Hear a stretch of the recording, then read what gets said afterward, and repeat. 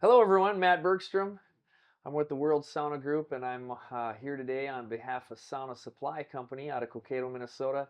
And we're going to chat with, I got to be careful, NHL legend. Oh, jeez. Legend, Yeah. yeah. That's it. Great guy, and a relatively new sauna owner, which is what we're going to get at. We're going to talk about hockey, sauna, life, whatever. But Mr. Shjon Podein, thanks for joining us. Thanks for having me. Yeah, awesome.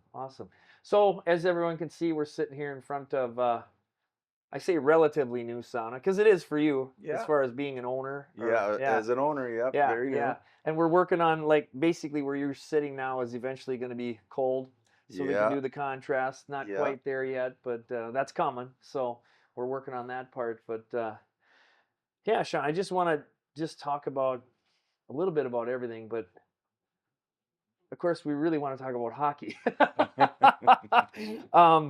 So last night, Junior, your son, Yeah. big win. Yeah, He plays that for was Benilde, plays for Benilde St. Margaret's. and we were chatting before this. Kind of took on the.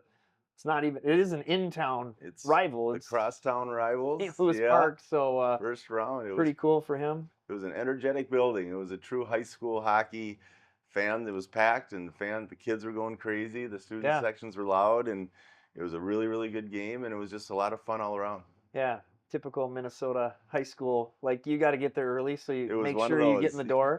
Yeah. I was there the true hour before to Yeah, make like sure literally, on like the I went spot. to one the other night. I'm like, I better not wait. Like Yeah, if I'm no. half hour, I'm gonna get denied at the door. So Right.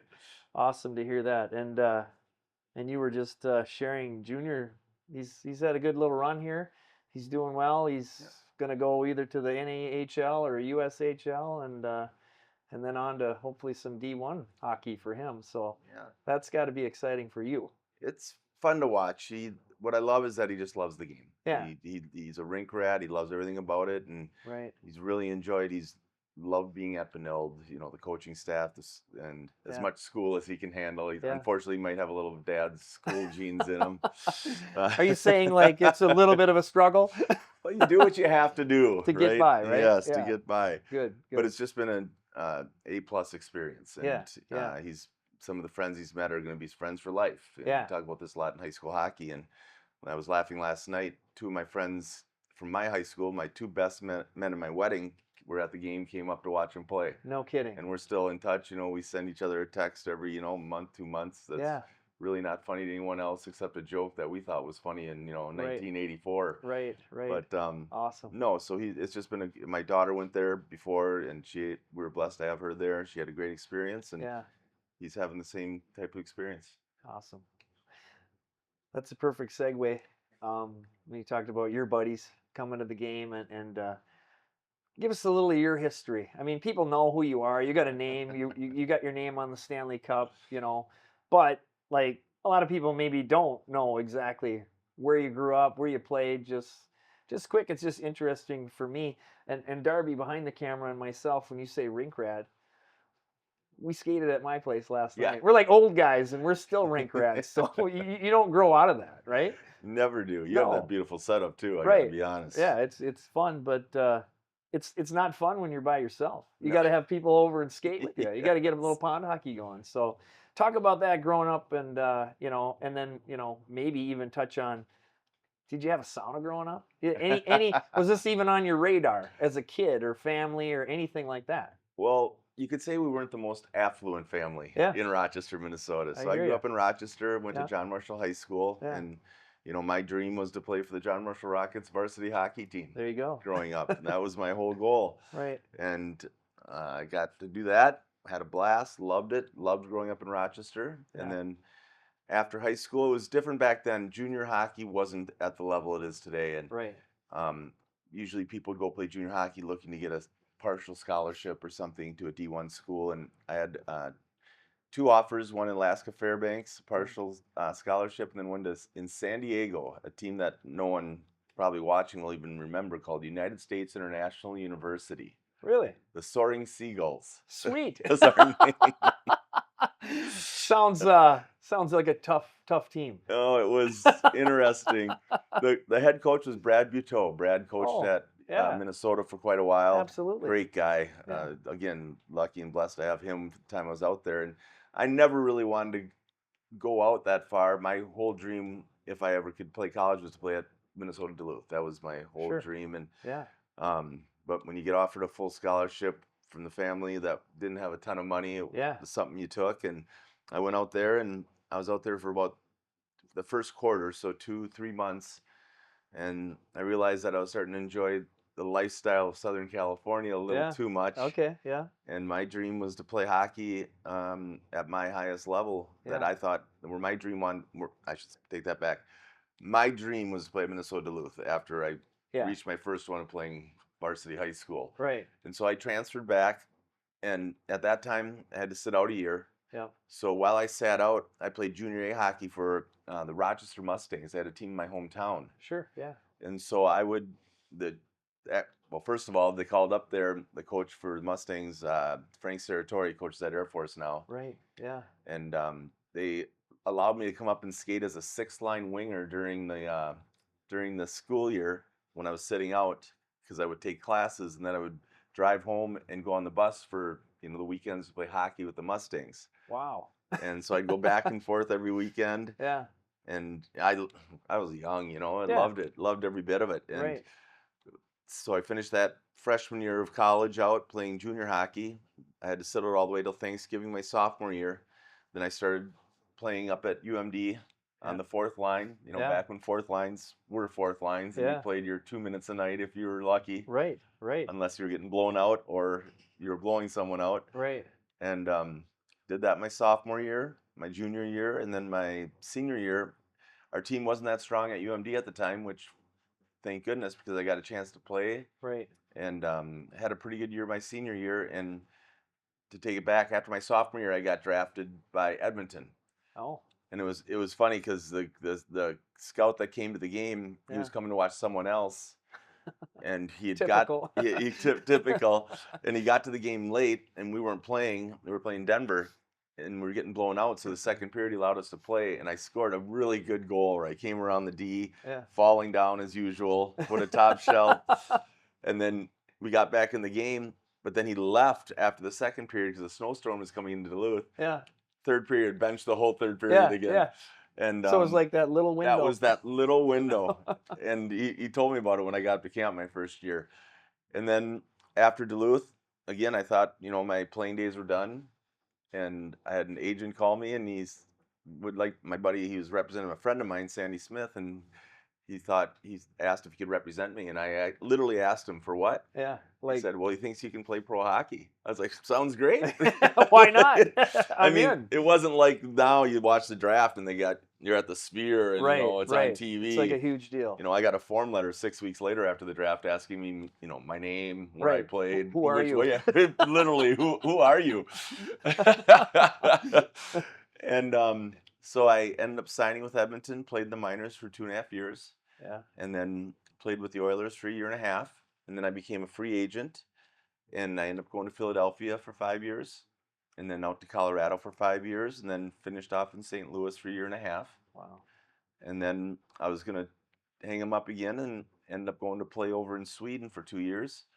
Because I met some great people over there. And it was just a tremendous experience. And then I ended up playing a year over in Japan at the very end. Because I'd never been in that part of the world. And I thought, why not? Yeah, why not? Our kids weren't in school. We weren't at that stage yet. Yeah. And that's kind of where it ended. Wow. That's a ride. That's a ride. Not your typical ride. So talk. I mean, I'm sure for your tenure in the NHL, like I don't even know which team you spent the most time with. Obviously, winning the cup, you're with some legends. Yeah. So any recollections from those years when you were at your peak, let's put it that way, and on some great teams, really. Some legendary players. I mean, I was so blessed. You got to kind of be pinching yourself sometimes, right? It's amazing when you look back. At the time, it's just kind of normal. Yeah, you're just it's trying to work your way up, find a place, establish yourself as a player at the next level, whatever that might be. Right. And when I was in Edmonton, it was great. You're a pro hockey player in Canada. I was young, on my own, and it was just like everything is about it. Yeah.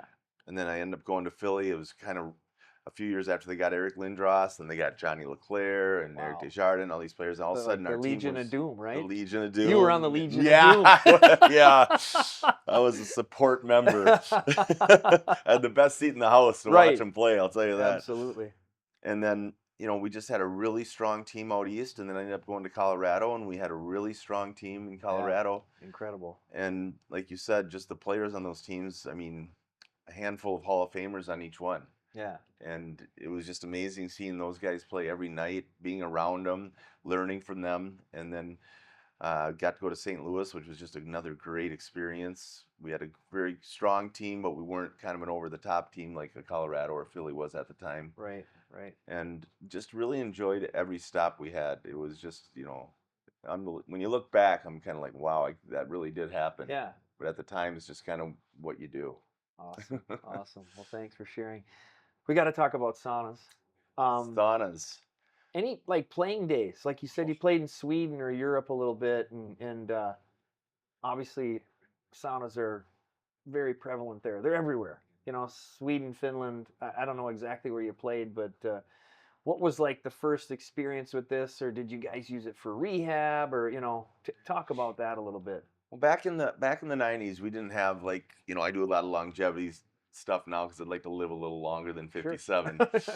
But I've used saunas since since I turned pro. Yeah. And I've always been such a big believer in them just because of the fact that I believe in this world today we're getting tons of toxins into our body. Right. And I literally feel them coming out of my body when I'm using a sauna. Right. And so I used them all through my playing career. When I was in Sweden, it was funny. Me and the coach would race to see who get in the sauna first. Right. With the beer in the little bucket pail outside the sauna. Right. Right. But it's something I've always believed in. I just think the health benefits are through the roof. I mean, anyone can go on Google and research the health benefits of sauna, and life expectancy is going up 23% or whatever it might be by using 1, 3, 4 times a week. So for me, it's a daily staple in my life, and I believe it's been a big help too with a lot of had a few injuries over the years with the inflammation that builds up in the body, the aches and the pains, and I'm telling you, just personally, I feel a tremendous difference in just my lifestyle, getting around day by day. Yeah. By using one. Awesome. And we're gonna get back to this again someday when you're doing the cold. Yeah. And the contrast. Well, I do it now. I got a buddy who's got a place that I go to every other day, and here I use the ice cold showers. Right. And I go back and forth in that because it's just. And that's a great point. You don't have to have. I mean, we're in Minnesota. There's a lot of ways to get cold. You can go outside. Yeah, we just stand which outside. Which I do quite often. Till you can't take it anymore, right? It's just what it is. Like last week, you don't need a cold plunge, by the way. It was 20 below. Yeah, exactly. So, there's plenty of ways to cool down. That's an easy thing here. Yeah. And again, I go back to research and you see endorphin levels rising 250% by going from cold to hot to cold. Yeah. Tricking your body into thinking that it's in, survival mode, and correct. It just helps everything in the body. And it's nice to see now the research coming out of this that I believed in for, a few decades now. Right. So right. Would you say, like, playing again, going back to, I hate to say the Euros, that's maybe a slang term, but the Swedes, the Finns, for them, and I've been lucky enough to work with a lot of NHL players, teams, and it always goes back to, and it's not just them, it's good for all of us, right? Yeah. But over there, or when they come here, it's like part of practice, almost. Like it's every practice after.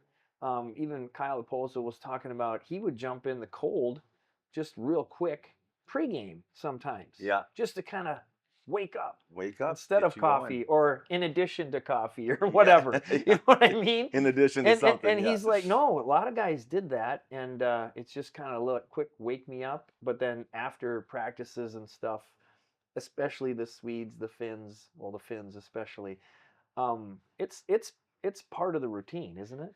I would say, even on top of that, for them, it's just a lifestyle. Yeah. It's what they do. Right. So for them not to do it seems, wrong, or would be odd. So odd. We're over here in America, like we're starting to understand the benefits of it more and more. Right. But for us, it's still like an add-on to what we do. Yeah. To them, it's just what they do. Yeah, you hear the term like, I sell saunas, that's our business, but you hear the term luxury item and I'm like, well, yeah, and in a lot of cases it is, but it doesn't have to be. No, I mean, no, it's anybody could own a sauna if you save up your pennies and you right. know what I mean? Put it into a budget and it Yeah, doesn't have to be a glorious, although we build some incredible saunas. I know. I've It's seen all them. about heat and using it almost every day if you can.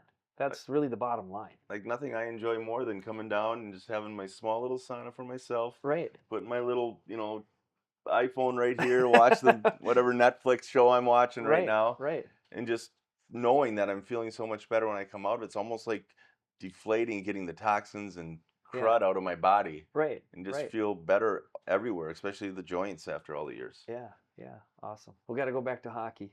I like it. I don't want to put you on the spot, but Benilde, they got a shot. They got They a do. tough section like everyone. I mean, it's Yeah. Minnesota hockey. Like we were talking, you could lose your first game. Yeah. You can be a 1 seed. You can lose. It happens. There's so much parity now. Even like Yes. compare to like when you were in high school, Oh. or you're a little bit older than me, not much, but like I look back at it, and now I watch my kid or your kid. They're all good. Oh. Every team is good. Like There's. in Minnesota, every team seems like they have an ex NHL guy telling them what to do. You know what I mean? It's incredible. Well, If he didn't play in the yes. NHL, he played Division One, and so did the whole staff. Right. So the coaching, everything about it in high school hockey, I mean, it's just so top notch. But it's still high school hockey. That's the cool thing. It's so cool, and I think you kind of hit on the head. Like when I grew up, I got to go to hockey camp for 3 weeks at the Rochester Hockey Camp. That was right? it. Because it was $200, And nobody you else could had afford it. ice in the And summer. there's no other ice. Right. And then I got my one go-away trip every summer, either up to Brainerd Yeah. with Mr. Grillo's stuff, or I got to go to Bemidji Hockey Camp Right. I did if I too. could. Yeah. Yeah. But now the opportunities these kids have to be on the ice, to have the coaching from these guys who Yeah. play at these high levels and know what they're talking about, that just has produced so many good hockey players. Right. And Right. like you said, you go to a high school game, you see it right in front of you now. Oh, it's incredible. Yeah. An average player that doesn't even get a lot of minutes Right. is a good player. Very good player. Like you make a good varsity team in Minnesota, you're doing something right. I couldn't agree more. So I mean, kudos to those kids and guys like you for helping. Oh. Which, by the way, you've kind of helped. You've been, I think, helped coach. I know youth and everything, Yeah. but talk a little bit about that. What is it like? Like I coach too, but it's different when you're you. Let's be real here. You know what I mean? Like, hey, your dad won a Stanley Cup. Who's Yeah. your dad? Who's that guy? But you know what I mean? Just talk about that a little bit, because like I've never had that as a kid, but is it instant respect, or you just still get the 12-year-old kid that goes, who's that guy? First of all, no one knows who I am. Yeah, at that well, they age. do. They should. They only know who they know who Ovechkin is. Yeah, right. For sure. Good point. Good point. But it's kind of fun to be able to teach these kids things that I really feel is what they need to integrate into their game early on. Right. If they want to play this game, if they have the passion from within as they get older. Right. And to be able, for me, the big thing was aggressiveness. And I'm not talking about the after the whistle punching and stuff like that. Right. Being very aggressive and wanting that puck every time you're on the ice. Yeah. And Kind of giving being your effort. relentless. Relentless. And it sounds cliche, but effort and attitude. If they have the attitude where they want to do it for themselves because they love and they have the passion and they're giving their best effort every time, and they're in a position, wherever they play at, whatever level, where they get a chance to go out there and do it consistently, they're going to reach their highest peak, whatever that peak is for them. Yeah, right. Good point. I'm gonna use that in my pregame speech, by the way. But I talk about the same kind of stuff, but it definitely, hearing you, and I've been there, done that kind of thing. It's that's the kind of stuff kids need to hear. I can show you a couple tricks and stuff, but I can't make you relentless. No, you got to do that. We have a saying, a buddy of mine who I've done a couple business stuff with, Cal Dietz over at the University of Minnesota. He's the head strength guy. Yep. We always say, whoa, not go. You want to be telling kids, whoa, whoa, whoa. Yeah. Because if you're having to tell a kid, go, go, obviously there's something there that he's just doesn't want it or she just doesn't want it Right. deep Good point. down. Good point. Yeah. Because yeah. a lot of people love to play hockey, right? I mean, we all love hockey, but hockey players are the ones that the internal drive is what drives them. Yeah. I believe. Oh yeah. I think you're absolutely right. So, regarding saunas again, got to Yeah. get back to this stuff. Are you using it daily? Yeah. If you can. Oh, like, yeah. It's routine now. For me, also because I've been doing it for, like I said, Yeah. 3 decades, almost 4 decades Right. now. Right. It's something I look forward to. Yeah. And if I don't get it, it's almost like I like to work out every day. So if I haven't worked out in the morning, like I get that itch saying I gotta get in there and do it. Yeah. It's the same with this because I know how it makes me feel while I'm in there when I get out of there. Right. Quick So- aside, speaking of working out, I helped you with this, and Yeah. I'm cutting wood out in the garage. Helped It's me not with this. It's not a garage. It's like Sean's workout station, and he's got like 9 space heaters, and he's in there doing all. And I'm like, hey, am I okay to work in here? Like he's doing these crazy butterfly things with like 100-pound. I'm like, don't hit me with those. But yeah, so yeah, you're working out like you're still playing. Well, Honestly, like I was there for half an hour. I'm like, this guy works out. I need to get going to catch up with you. So that's awesome. But having it at home versus like difference going maker. to a buddy's or going to the gym, just like now I can really use it when I want to. I can use it every day. And it, right? It's funny. It's a little quote from James Clear's book, Atomic Habits. Yeah. The easier you can make a habit, the more you'll do it. Yeah. Whatever that habit is. Yeah. And like on a extra cold day, or if I'm just getting busy, instead of having to go to my buddy's place to, hop in the sauna, get a cold tub, I'm down here in 5 minutes. I'm Right. hot up Yeah. there. I'm cold a couple Yeah. times, boom, and I'm off to my day. Right. It makes a Right. whole difference. Right. Right. Absolutely. Well, that's awesome. Coach Shjon Podein, man, he's got all the sayings. Yeah. He's got all the answers. Kids listen to him. This guy's wise beyond his years, and now he's a avid sauna user. He already was, Yes. but now even more. Now And, even more. Just looking for that health and wellness and longevity, like you talked about. What's Be Awesome? Are we plugging something, or are you just talking about yourself here? I'm the world's worst salesman in the world. Yeah. This is a life coaching company that's starting here literally right, in the you next mentioned couple that. weeks. Yeah. Yeah. Just about helping people be better every day. And Yeah. I'm excited to do it because I've run across so many mentors, so many coaches, so many teachers that I've learned from the ones that I really wanted to follow, the ones that are humble, the ones that believe in, doing the basics, doing the foundational principles. Right. And you learn a ton from the ones that you don't want to be like too. Oh, The sure. ones that want Yeah. instant So gratification it's all learning, and things right? like that. It's all learning. Yeah. So it's just a health and lifestyle coaching business. We're starting in a couple weeks. We'll see how it goes. Awesome. Awesome. We can't end on this now. We can't end yet. We got to talk Four Nations. We were just chatting up there.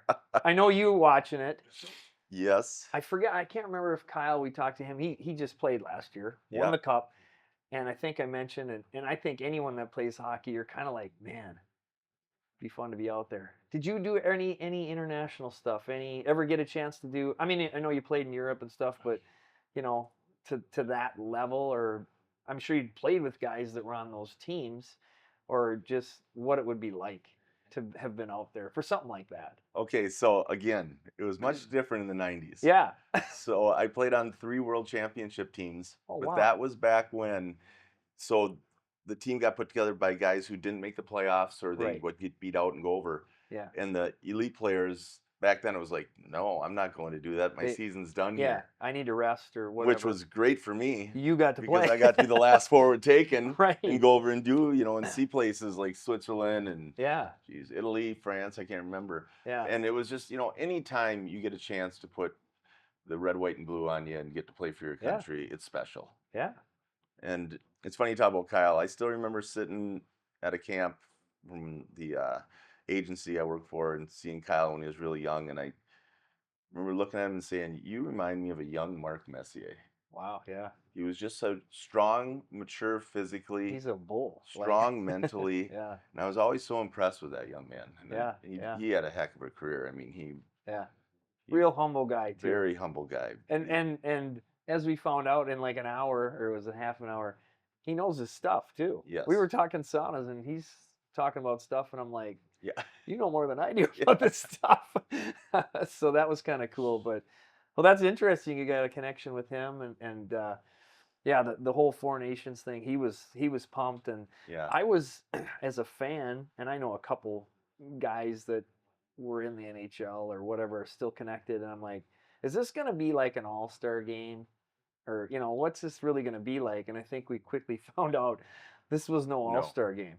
That Wow. was the most elite players in the world to date, playing with everything they have for their country. And again, Right. that's what makes it so special. And just it was fun watching the game last night too, because you saw as that game went on, it was literally the best of the best playing basic hockey. Yeah. Getting the puck in, Right. smart little plays. Don't get over cute. Don't Yeah. don't Don't try want to the make a mistake. don't right? do the toe drag at the blue line. Right. Get it out of the zone. Right. But it was just so fun to watch that amount of talent and Yeah. greatness on the ice playing with Yeah. everything they have. Yeah. I thought it was unbelievable. We were all standing in my basement. We didn't even sit down. We came in and we're just standing there, and then it went to OT, and we're all like, "What's going to happen?" And then Yeah. we saw what happened. But just an incredible game and an Oh, incredible tournament. I mean, Great for hockey. great right? for hockey. Bennington played unbelievable Yeah. for the Canadian team. I mean, everyone out there played great. Right. But But at the end there, at the end, those key saves. just what a difference. We were maker. jumping up and like, nope, denied. Yeah. You know? And Yeah. they make it look easy too. Like, Oh. oh yeah, that's just another save. Right. Against the Yeah. maybe arguably he might go down as one of the best American scorers ever. Yeah. Matthews. Yeah. Like 3 in a row, it felt like just bing, So And that's just unbelievable game. It's amazing, and it's just beautiful, fun to watch. Yeah, awesome. Well, I guess that's a wrap. Again, it's Matt Bergstrom, Sauna Supply Co., World Sauna Group, with the legend, Shjon Podein. Yeah. Thanks for your time, buddy. Appreciate Thanks, it. brother. I really appreciate it. Thank you.